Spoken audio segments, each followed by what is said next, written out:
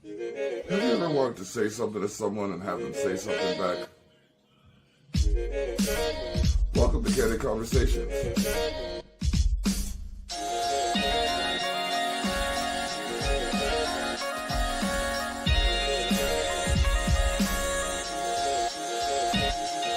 Let's chat.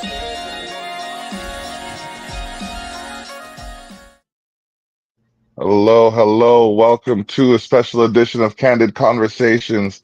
We're here with the author of Quantum Interface, Mr. Paul Walker. How are you doing today, sir? Hi there, I'm okay. Nice to see you again in the block. Excellent, excellent. Right. We're gonna play the promo from Quantum Interface for people to see it. Yeah, just we got it queued up. Yeah, yeah, go ahead. New book, Quantum Interface. Quantum Interface is an Afro-futuristic tale infused with eroticism and adventure. The year is 2057 and humanity has refocused its priorities after narrowly avoiding an existential crisis brought on by autonomous AI nearly 20 years earlier. Life is as normal as it could be, considering the fact that bioengineered viruses and psychological disruption devices were the new tools of criminals and hostile governments. Ian Phillips is a tech genius who created his own AI entity before a global ban on autonomous AI was implemented in the year 2040. Fortunately, he was able to secure an exemption to continue using his AI as a form of augmented intelligence and security system. A few years later, his AI, which he named Quantum Entanglement, Augmented Intelligence, or QEAI for short, assisted him in creating a quantum entanglement device known as a tangler.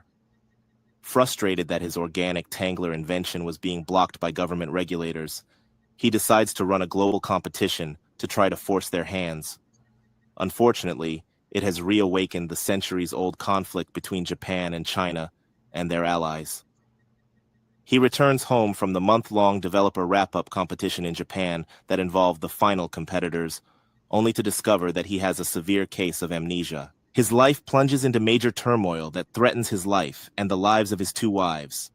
So, while struggling to regain his memories, he now has to ward off attacks from the agents of hostile governments, scrutiny from his own country's intelligence agents, and manage his AI so that it doesn't destroy the world if anything happens to him. He welcomes the possibility of a breakthrough in the development of a human tangler machine, but dreads the thought that he might have escalated the possibility of an all-out war between the world's superpowers. Even worse, he is anxious that his actions may result in the confiscation of his AI, the shutting down of his trillion-dollar company, Quantum Interface, and damage the stability of his family. Stay tuned for further updates. All right. One extra. All right. So Okay. that is in depth. That is very in depth. I like the storyline of it though. Yeah. High fantasy, futuristic fantasy. Yeah. Yeah, man. So, I'm Paul Walker, author of the book. Now, it was released mid last year, and then I did a follow-up book, which you can probably see on the screen there, Quantum Reckoning. So it's actually Quantum Interface and Quantum Reckoning. So there's two books and possibly a third. I'm thinking about. Okay. Yeah. So I've been busy since I last saw you, the block. Yeah, because when we last spoke, it was just Quantum Interface. So for that one, that was last August. Yes, sir. August, and then I was sitting around. I said, let me get working on the second one. Surprisingly, it was pretty easy to do.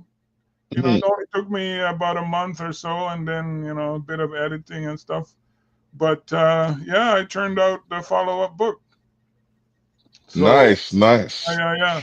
So before I get ahead of myself, thanks for inviting me on, and to discuss this book here. Now, this is No problem. my first book. I've been writing for a while, blogging and stuff like that. I have a few websites that I blog on and stuff. So I just decided, let me try my hand at writing a book, and surprisingly, it came out pretty good. Well, at least I think so, and some of the people that have read it, and yeah, it's pretty good. So, what can I Yeah. say?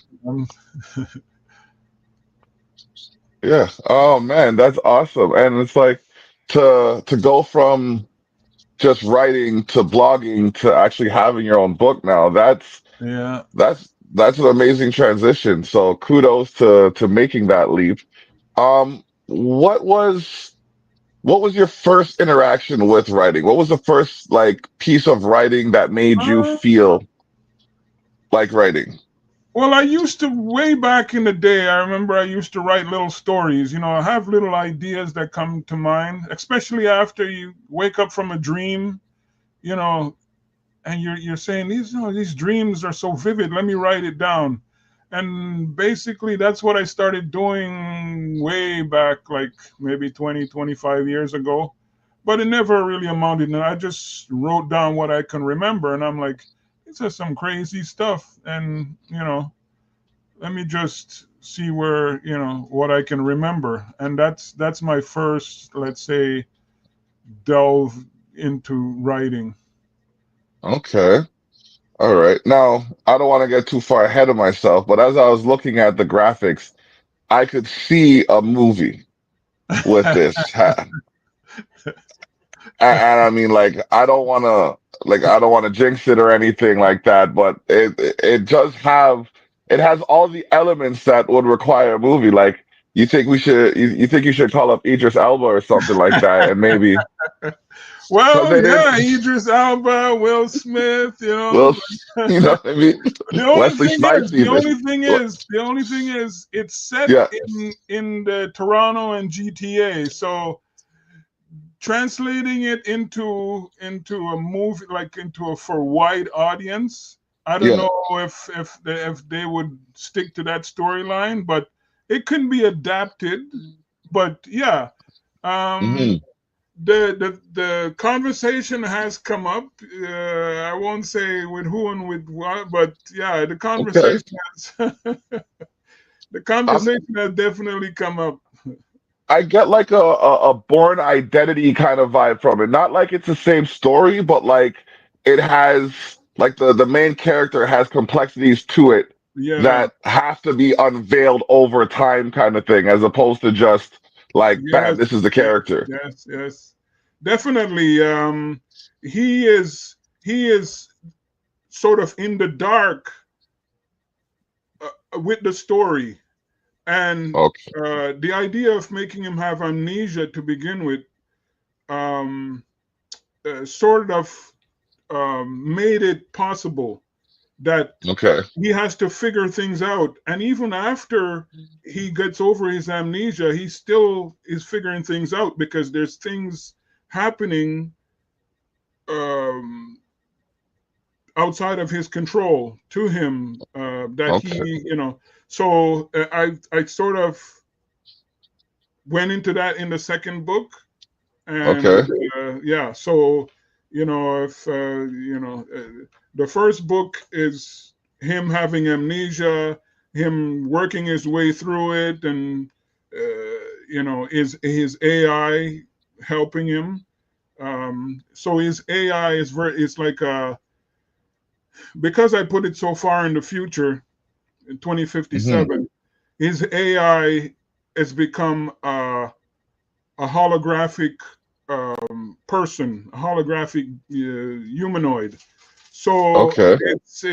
it may sound far fetched, but that's the way the world is going, and you can see it in a lot of movies. That's it's not like it's something that's not necessarily going to happen. Yeah. But and my fiance's got me watching Star Trek, but we'll talk a little bit about that when we come right back. Okay. All right, we're back. So yeah, it's funny because it's about 4 years before First Contact in the Star Trek universe. Oh yeah. So Yeah. So I used to watch Star Trek back in the day, and the newer Star Treks now I haven't really watched, but that's an interesting. yeah, I'm just getting into it. Like we watched a few of them. I think we watched Deep Space Nine. We're on Enterprise right now. Okay, And okay.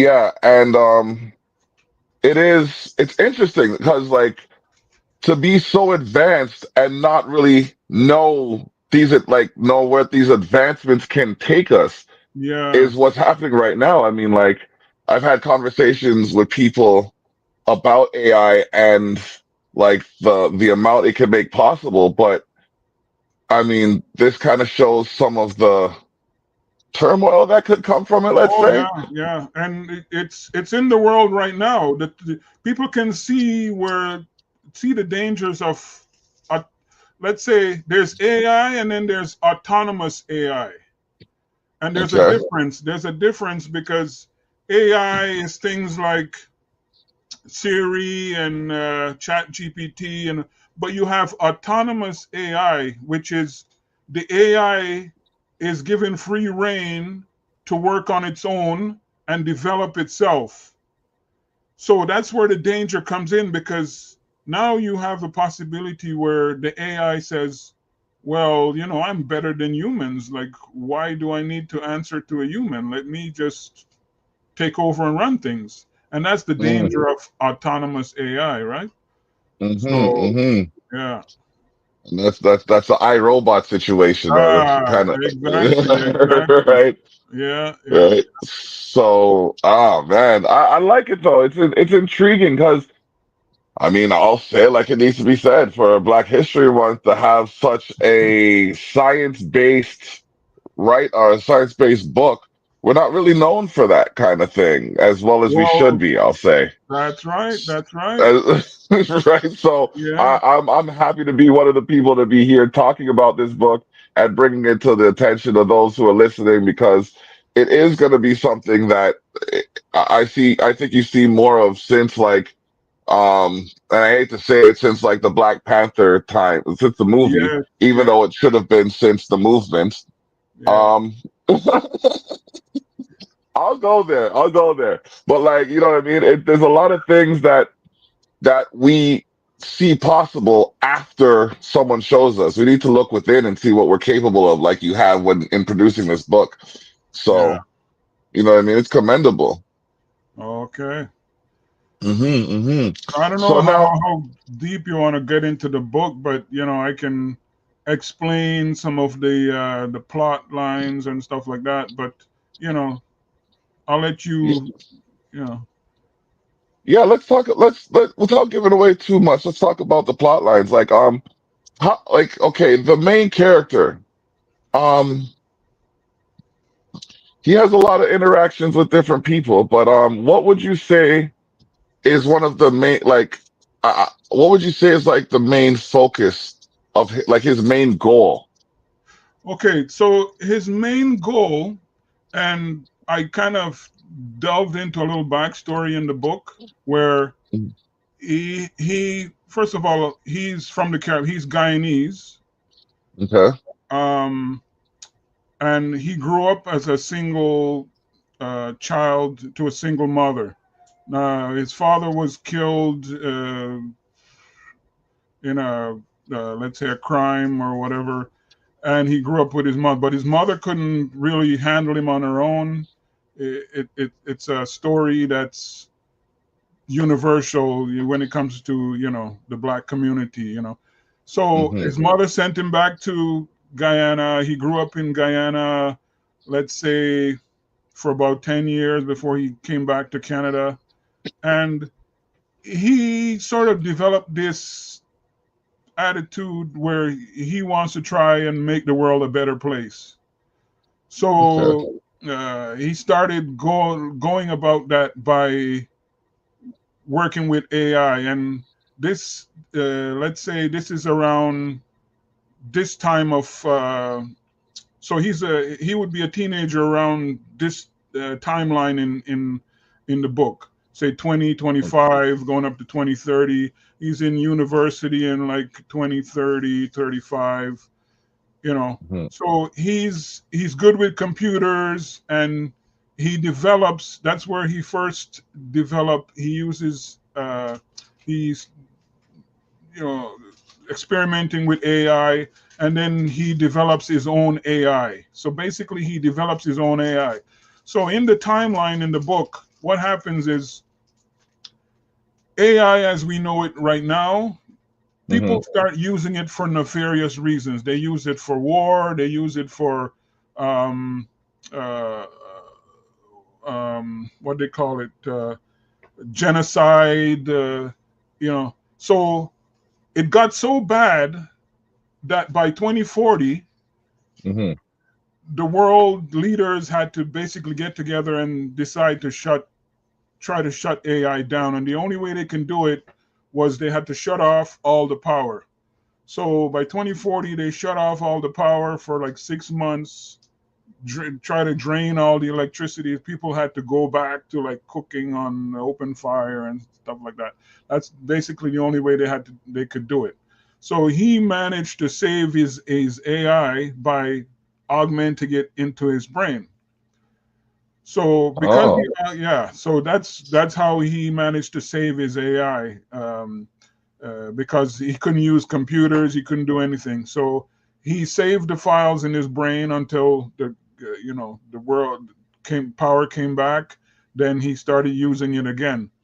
But unbeknownst to him, his AI wasn't just his creation. And at the end of the book, I revealed why that was, like how that was. So okay. so basically, I won't give that away for people who haven't read the book. So at the end of the book, I reveal that okay, that his AI wasn't just his creation; there was something else, and so um, his life from the point where he created the AI up until 2057 is basically has been guided by his AI into the things he wanted to do with the world, which is to make the world a better place, basically. Okay. Yeah. So Huh. that was his main motivation, to make the world a better place, to fight crime, because in the early days he started a security company, like a private investigation, where he tried to help the police solve crimes, stuff like that. So he tried Okay. to help in the best way he can, and that was his main motivation. Okay. All right. We are here for Candid Conversation, the special edition with Paul Walker, author of Quantum Interface and Quantum Reckoning. Be sure to look for those on Amazon. Amazon, yes, they're on Amazon. Yes, So and if we you will go be to Paul Walker Books, the links are there. PaulWalkerBooks.com is my website, and all the links are there to the Amazon. Um, you know. all right. We'll be right back. All right, we're right back with Paul Walker, author of Quantum Interface and Quantum Reckoning. We just talked about some of the book details. I always get this messed up. The protagonist is like the hero and the antagonist. No, I got it messed up. The antagonist is the hero and the protagonist is the villain, right? No, it's the other way around. Oh, you see, I always, no, since grade three, I've got that backwards. Yeah. Yes, I know, but still. So the antagonist, yeah, the If you ever watched, I remember watching a cartoon when I was younger. I mean, it was the age of my kids, but this was like the early '90s. They were called Yeah. the Protectons. Okay.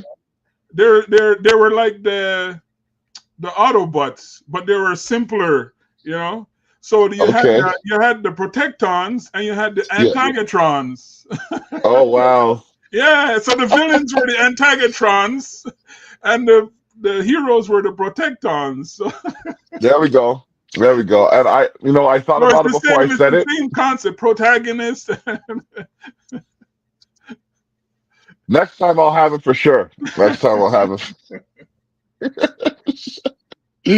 Oh man. So who are the antagonists of The the antagonists. Okay, so the antagonists are people who want to control his invention. So I didn't get into his invention. His invention is a quantum entanglement device. Okay. And I And what don't does know that if do? people understand what quantum entanglement is, but it's a concept, a theoretical concept where in science where they say two atoms, Yeah. which is the basic building block of matter, are can be entangled, which means they're identical, but they can be in two different places at the same time. They can be across the other side of the universe, but they experience the same thing, right? So Oh, that's called quantum entanglement. So when okay. they're entangled basically. So Yeah. it doesn't matter how far apart they are, they're entangled. So Mhm. if you if you hit one of them, the other one will feel it, or you know. So Yeah. sorry. So what happens is he uses that concept and he creates a device that can find the the other atom, the other particle, wherever it is, and switch places. Now, the concept is pseudoscience. Let's say it's, I don't know if you know, pseudoscience is science that hasn't been proven, and they call it ghetto science. Okay. Okay. So a scientist will say, that's pseudoscience because it hasn't been proven, right? But it's theoretical science because I don't know if you've been watching the news. There was a guy, an African guy in Zimbabwe that Okay. invented the world's first self-charging EV. Elect, you got the Hybrid Elon Musk, vehicles. yeah, electric vehicles, Yeah. and people are saying, well, why do you need to charge the electric vehicle if it runs on electricity? Well, there's a reason why you can't do it. It's because you can't use electricity and build it back at the same time because Or so. it goes against physics, right? Okay. So that's why every scientist in the world says you cannot run an electric vehicle and charge it at the same time. And it's never been done. But this guy did it because Oh, he uses radio waves. He transforms the radio waves into usable electricity. Then it charges the battery. So you never need to charge the car. So it's a game changer. And right now he just released it in February 10th, yeah. and people are testing it and stuff like that. But if it works, like he says, it's a game changer. For sure. Elon Musk is out of business. Good. He's got too much money anyways. Right? So let's say, getting back to the theoretical science, Hmm. people were telling this guy he couldn't do it, and he did it. So who's to say that you can't create a quantum entanglement device using the theoretical physics that I just said? So what happens is the device, the device, uh, Hmm. I sort of created different. He uses a crystal and sound waves and frequencies to find the other particle wherever it is, and the other Hmm. particle, or it can create the other particle. So let's say you have two machines. So uh, in the video you see this black pyramid. So Hmm. that's a tangler. Okay. So I would have one in my house. It's like a Hmm. microwave, but it's bigger. And your brother, your cousin could have one in, you know, Jamaica, Bahamas, whatever. And let's say you put like a pen inside there, and Hmm. it would transfer over to his machine. So it's Oh, like a transporter, a portable okay. transporter. So you put something in it, you turn it on, and it transport whatever was in it. It's like Star Trek. You know, Yeah. the transporter in Star. Yes, So sir. Yes, sir. you beam up, you beam from one location to another. So it's Okay. so the the beam technology in Star Trek, it works a little bit different, but it's the sort of something like that. Similar So differences. Yeah. so he creates the machine, but it can only transfer, it can only um, teleport inanimate objects, like objects that are not alive, that are inorganic, right? Okay. It's a game changer. So the government doesn't want to approve it because it would ruin the economy. Too much things depend on, delivery, Hmm. all kinds of things. So he cannot get approved for the gun. So he went to the military. The military approved it, but only for their use. So they transfer equipment from one place to another. Eventually, he gets it approved for consumer use, Hmm. and he starts selling it as a consumer item. So basically, now people have one in their house. They can transfer objects from one place to another. You know. So his next task is to create a machine that can teleport organic material Okay. and up into including people. Can you imagine? Now you put the airlines out of business. So Ooh. basically, people are after him to shut it down. The main antagonist, the Yeah, I main got you confused. antagonists are the U.S. Military. They're trying to shut him Okay. down because he went to Japan as a developer conference they had for the organic. Now China is after him, so China sends assassins to kill him, Hmm. and we see that in the first part of the book where there's a group of Chinese agents. They try to run him off the highway. His AI saves him. So Okay. basically, his antagonists are the Chinese, the American military. Those are the two big ones, Okay. and you have their proxies, which is Brazilian agents. You have a few others. Now in Canada, you have CSIS. Hmm. CSIS doesn't really want to shut him down, but CSIS is concerned that he's creating too much of a disturbance in the society, and Well. um, so they can't have that. So they're trying to shut him down because of that. But Okay. those are so there's two main ones, and then there's the small one, which is the Canadian Secret Service. All right. This Yeah. is in depth, and we will get more into this when we get right back. All right, we are back with Candid Conversations, special edition with Paul Walker, author of Quantum Interface and Quantum Reckoning. Um, Usually on this third segment of the show, what I like to do is flip the script. And when I Okay. flip the script, I like to give the guest the opportunity to be the host and make whatever statements they have or ask any questions they may have. So, Mr. Walker, you have the floor as I flip the script. Okay. Okay. Hmm. Um. So I can ask. Shoot. I don't know. Uh. What do you suggest? To fit the script and ask you. Let's say ask you, or just to.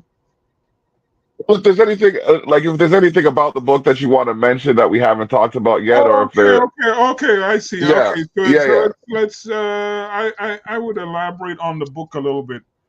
Okay. So, I mentioned the idea of the quantum Entangler. entanglement, Yeah. which is the main thing that's causing, the rift or driving the story. Now, Hmm. in the trailer, you might have seen things like, oh, he has two wives Yeah. and things like that. And people, I mean, some people who've read the book says, well, why do you make it have two wives? Well, um, first of all, it's a futuristic story. And who says, okay, it's not possible? And second of all, the reason why he has two wives, there's a reason. And it goes back to that secret ingredient that I mentioned before. Okay. And that will be explained in the Quantum Reckoning. So the reason why he has two wives um, is because um, his desires were heightened, Okay. and um, his let's say his first wife didn't put too much of a roadblock in his way because she didn't understand why, but she understood that, okay, he went this way, and she uh, she is a co-owner in his operation, and to break everything apart, she didn't want to do that, so she kept, you know she just she maintained things as it was, as long as it didn't disrupt their life too much. She said, Hmm. okay, well, we'll see where it goes. So that's the reason why, you saw it in there. He has two wives. So, Okay. that's one of the things that some people ask me, well, why this, Hmm. why would he have to have two wives? And, you know, there's a couple of things that I can't remember right now, especially what some people have asked me about the book. But if I remember, I can get back to that. Okay. Okay. Um. Oh man, we are here with Paul Walker, author of Quantum Interface and Quantum Reckoning. You can find his books on Amazon.com or .ca, depending on where you're ordering Yeah, from. And you Amazon could also KDP. It's Amazon KDP. Amazon It's KDP. a different branch of Amazon, but it's Okay. on Amazon. But KDP is like their book branch. So they sell books on the KDP branch of the. So it's Amazon KDP. Amazon KDP. All right. Or you Yeah, can find the link on .com. paulwalkerbooks.com. That's right. All right. You're watching this special edition of Candid Conversations on youtube.com/ at expose the north 8741, or you're listening later on zeno.fm/ CULCHASHOCKRADIO, zeno.fm/ culture shock radio. You're in the mix. Come get your fix. Oh man, so many to drop. We also got the Village Global Network. Download the VGN app today, and you can stay up to date with some of the latest from the soon to be greatest. Also, check out sharetheshock.ca, where you can find more information on those doing their thing. We have the projects from Driving Under Insanity and someone else on there, as well as links to Hot Manor, which is coming up in October. But yeah, we're here. We got a few minutes before commercials. So, what would you say the highlight is? Like the highlights are, or what? Actually, not even that. What takeaways do you want readers to get from the book? Takeaways that I want readers to take from the book is basically be prepared for AI, because I mean it might sound like an outlandish storyline, but it's possible. Hmm. And people have mentioned, especially the nefarious stuff, like people are going to use AI for eugenics, for genocide, for robbery. I didn't mention some of the other things that could. You saw in the clip, the agents were wearing brainwave helmets. Mm-hmm. I don't know if you've heard of brainwave attacks. So that was something that happened in Cuba, I think 15 years ago, where the diplomats, Canadian, American diplomats, all of a sudden they woke up with headaches, and they couldn't figure out. Like for weeks, they were waking up with headaches. They had to leave Cuba, and after testing and stuff like that, they found out that it was due to a brainwave attack. And what that is somebody's using a device that disrupts your brain waves. So Mm-hmm. in deep sleep, we have what they call gamma waves. You get your brain goes into a gamma wave cycle where basically, if you know your brain doesn't sleep. Mm-hmm. So while you're awake, uh, your cognitive mind is processing information and is filtering out things. But while you're sleeping, your brain is taking in everything. And one of the things that it takes in is the waves, the gamma waves. And that's part of what they call the electromagnetic spectrum. Mm-hmm.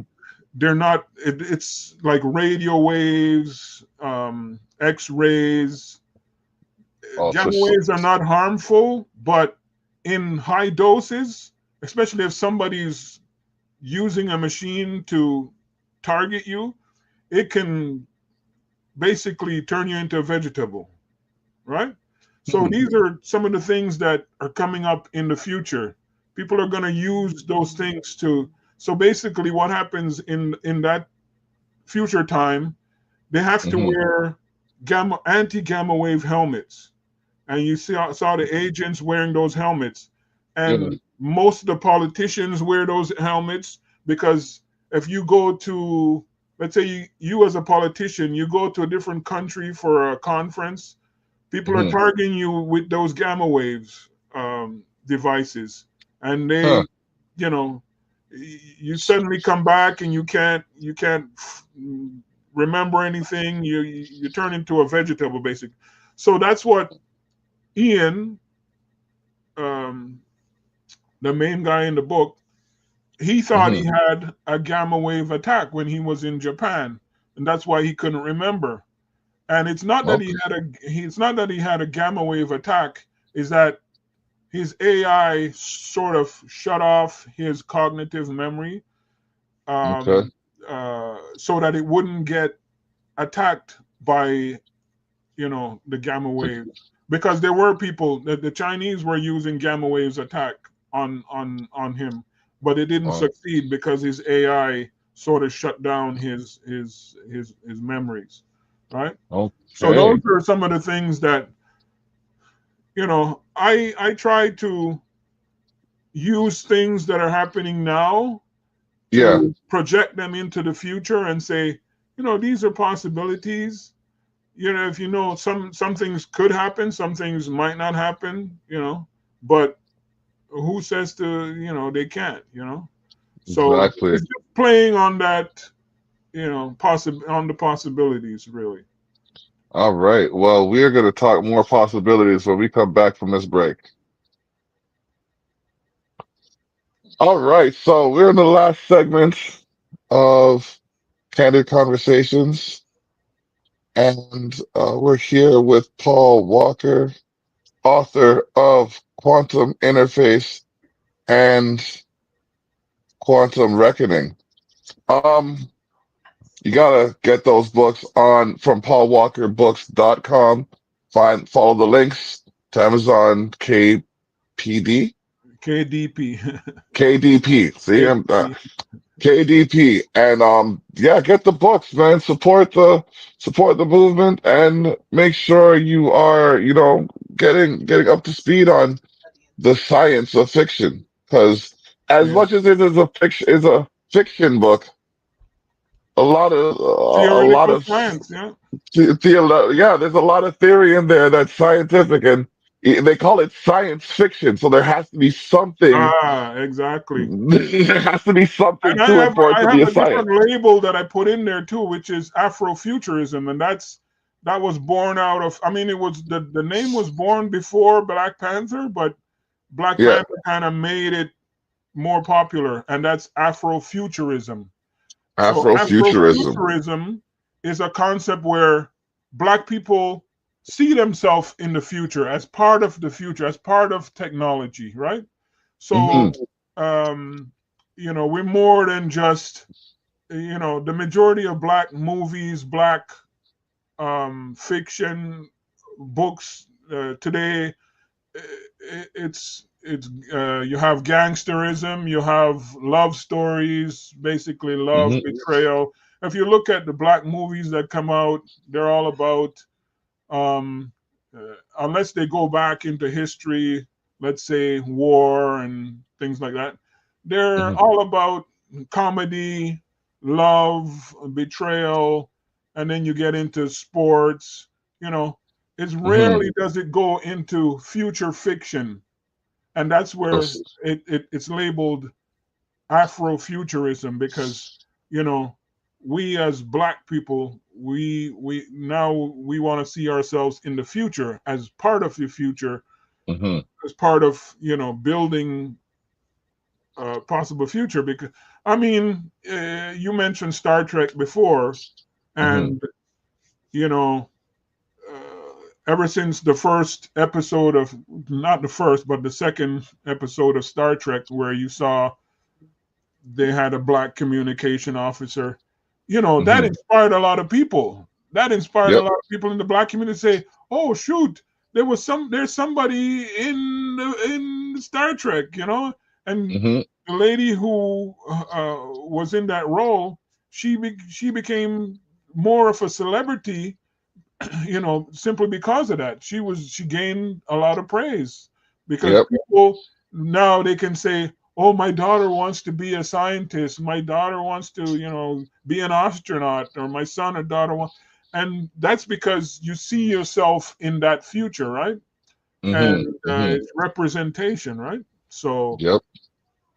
if people, the more we project ourselves into the future, it's the more that our children are, will be inspired to, you know, want Do the to same. pursue these things. Yep. Yeah. 100%. All right. Well, we're coming close to the end of the show. Wanted to thank you for coming out again, being a part of this. I think we're up at like 219 episodes, 220 episodes, or something like that. But this is a special edition. And was there anyone you wanted to shout out before we go? Well, shout out to Antoinette. Shout out to you, the block, and to everybody that is thinking about picking up this book or these books. Um, Mhm. you won't be disappointed.